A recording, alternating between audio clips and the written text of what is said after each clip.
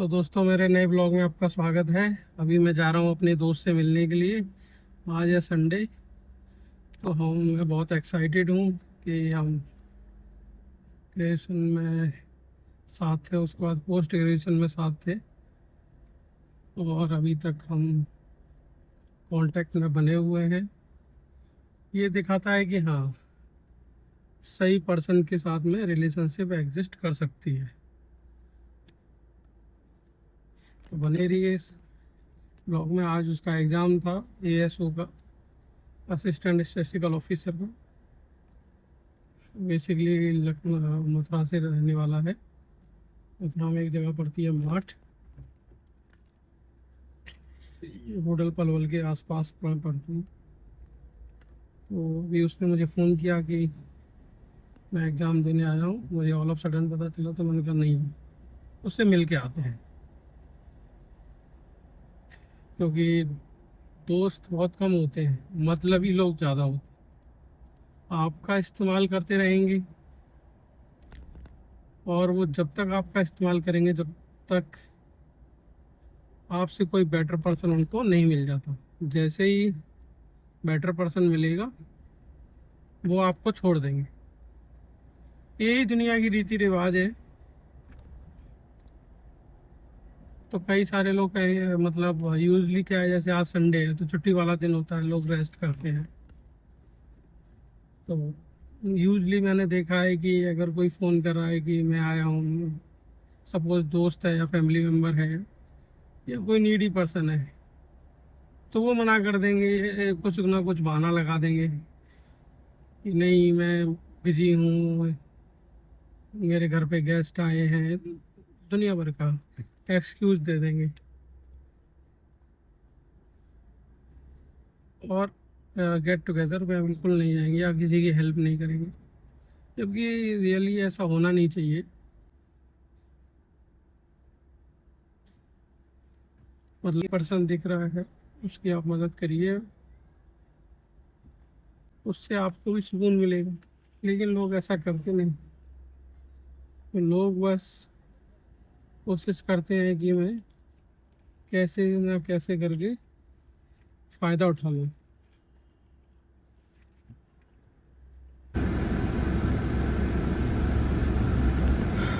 तो बस Charbagh railway station अभी है 5-6 किलोमीटर। तो यही मेरा ऑब्जेक्टिव है। मॉनेटरी बेनिफिट्स उतना ज़्यादा इसका एम नहीं है। टारगेट है कि अगर कुछ भी रेवेन्यू जनरेट होता है तो अपने समाज के या सब समाज के जितने भी जो नीडी स्टूडेंट्स हैं, उनको मैं कुछ सपोर्ट कर पाऊँ। इसीलिए मैंने इस तरह के वीडियो बनाना स्टार्ट किया है। मैं उनका जितना हेल्प कर सकूँ उतना कर पाऊँ, और जो नॉलेज मैंने गेन की है इतने सालों में, वो भी बच्चों को मिल सके। क्योंकि जो भी फर्स्ट जनरेशन्स आते हैं, उनके साथ में बहुत सारी प्रॉब्लम्स होती हैं, एक नहीं बहुत सारी। और सबसे बड़ी प्रॉब्लम होती है फाइनेंस। उनके पास अगर मान के चलिए, आजकल डिजिटल मीडिया है, डिजिटल रिसोर्सेज हैं, तो अगर उनको कुछ रिसोर्सेज का पता भी चलता है कि वो इस तरह का कोर्स कर सकते हैं, बिजनेस कर सकते हैं, या उनके पास कोई इनोवेटिव आइडिया है, लेकिन उसके लिए उनके पास फंड्स नहीं होते। और फंड्स, यहाँ पे मैं बात लाखों करोड़ की नहीं कर रहा हूँ, यहाँ पे मैं थाउजेंड्स की बात कर रहा हूँ। किसी को 10,000 5,000 नहीं, वो अच्छा कर सकते हैं, लेकिन वो कर नहीं पाते। और उसका मेजर रीज़न होता है पैसा ना हो। तो फ्यूचर में अगर कुछ भी बेनिफिट हुआ तो मेरा यही कोशिश रहेगी कि उस पैसे को मैं सोशल वेलफेयर में यूज़ करूं, ना कि मैं अपने ऊपर। हो सकता है कि वीडियो थोड़ा बोरिंग लगे कि ये क्या लेक्चर दे रहे हैं, लेकिन यही रियलिटी है। लखनऊ बहुत अच्छा सिटी है, रहने के लिहाज से बहुत अच्छा है। यहाँ पे एक तो कैपिटल होने की वजह से सिक्योरिटी अच्छा है, अभी उतना पोल्यूशन नहीं है। ओल्ड सिटी में थोड़ा दिक्कत होती है, लेकिन थैंक्स टू LDA अब जितना भी डेवलपमेंट हो रहा है, जितना भी इंफ्रास्ट्रक्चर क्रिएट हो रहा है, वो सब प्लान हो रहा है। तो प्लान में क्या होता है कि कुछ भी अनऑथराइज कॉलोनी उस तरह की कंस्ट्रक्शन नहीं होते, और ना ही ट्रैफिक में कोई दिक्कत होती है, और ना ही बाकी रिसोर्सेज में, बाकी जैसे पानी है, बिजली है। आम आदमी को और क्या चाहिए, यही कि पानी बिजली उनको टाइम से मिलता रहे, लड़ाई झगड़ा ना हो, पीसफुल इन्वायरमेंट हो।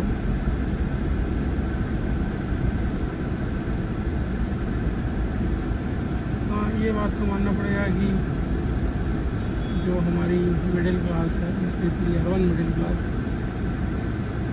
वो क्रेडिट पे जी रही है। तो आप देखो कि ओवर द ईयर्स जो नंबर ऑफ कार्स है वो बहुत तेज़ी से लखनऊ के अंदर बढ़ रही है। अब क्या करें, ये हार्श रियलिटी है।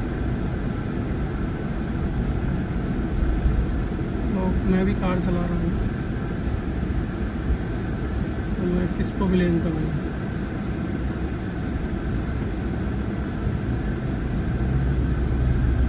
लेकिन कुछ लोगों के लिए नेसेसरी है।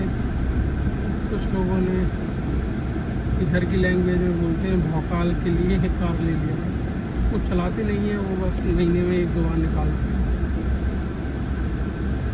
बस स्टेटस सिंबल के लिए उन्होंने कार ले रखी है।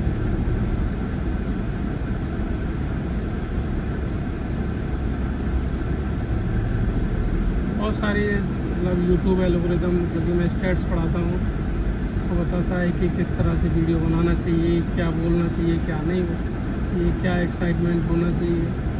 देखिए वो ठीक है, वो एल्गोरिदम अपनी जगह पे है, लेकिन अगर आप रियल अपनी लाइफ में क्या हो रहा है वो दिखाना चाहते हैं, तो लीव इट द एल्गोरिदम फिर आपके अकॉर्डिंग चलेगा। आपको एल्गोरिदम के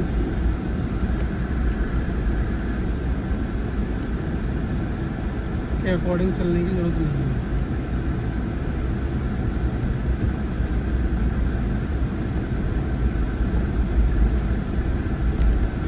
तो बस चारबाग पहुंचने वाला हूँ, आधा किलोमीटर और है, लेकिन ये आधा किलोमीटर पार करने में बहुत टाइम लग जाएगा, क्योंकि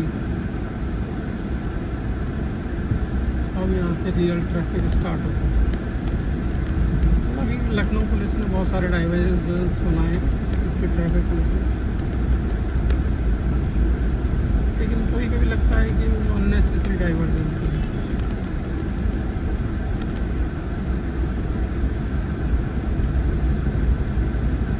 लेकिन हो सकता है उनका मास्टर प्लान है, कुछ ट्रैफिक को मॉनिटर करते होंगे, कुछ उनके पास AI निवल सिस्टम होगा, वो उनको सजेस्ट करता होगा। ये भी हो सकता है कि मैन पावर बहुत ज़्यादा एक्सपोज होती है, तो उससे बचने के लिए भी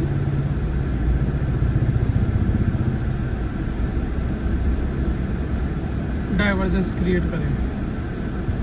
आज क्योंकि ASO का पेपर है, तो आज बहुत भीड़ है लखनऊ में, रेलवे स्टेशन पर भी बहुत ज़्यादा भीड़ होगी।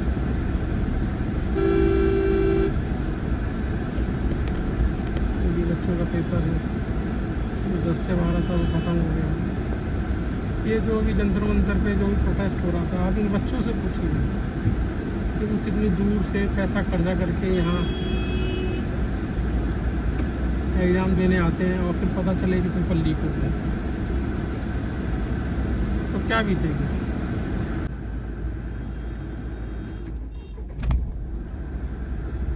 तो चलते हैं, उसको पिकअप करते हैं।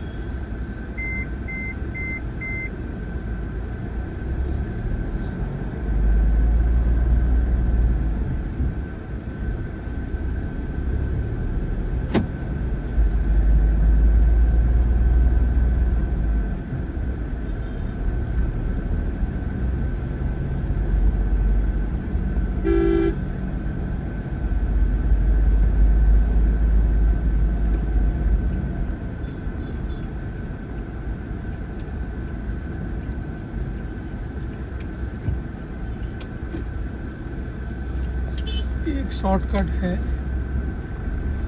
चारबाग रेलवे स्टेशन जाने के लिए। यूजली टैक्सी ऑटो वाले सब जानते हैं। एक टाइम पे यहाँ पे टोल टैक्स वसूल करना स्टार्ट कर दिया था, तो लोग अपनी गाड़ियाँ यहीं से निकालते थे, और पार्किंग से बचने के लिए लोग भी अपनी गाड़ियों को यहीं खड़ी कर देते हैं।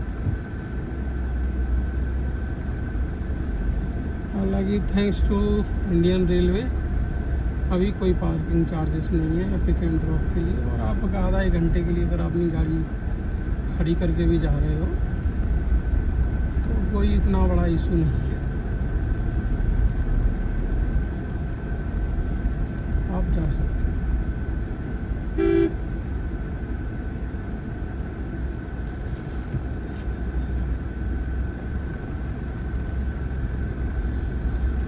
हाँ, अगर आप 2-4 घंटे के लिए जा रहे हो इधर उधर तो पार्किंग में ज़रूर लगा के जाएं, नहीं तो फिर प्रॉब्लम हो सकती है।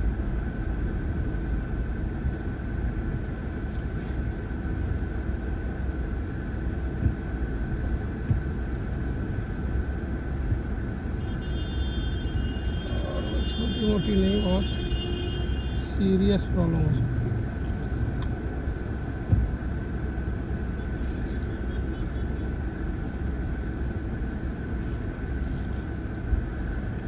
तो अभी मैं जा रहा हूँ चारबाग रेलवे स्टेशन।